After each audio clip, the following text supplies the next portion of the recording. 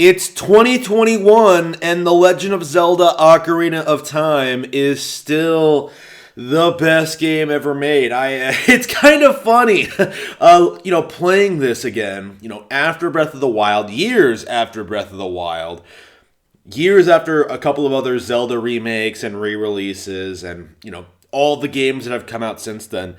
I still firmly believe, after all this time, that Ocarina of Time is the best game ever made.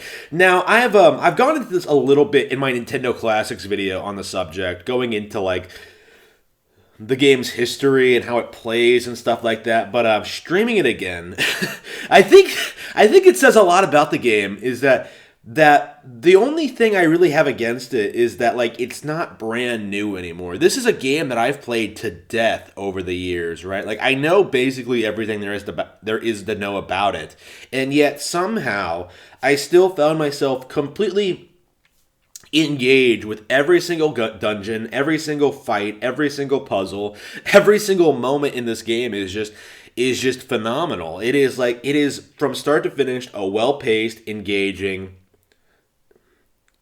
interesting game. And I think because of its length, because of its difficulty, because of its accessibility, because of the way it was made, it is going to remain a classic. It is going to remain a entry point for the genre for years to come. This is the game that you are going to be checking out when you first get into video games. I think it is becoming like one of those Star Wars or like Harry Potter type stories, type games, right?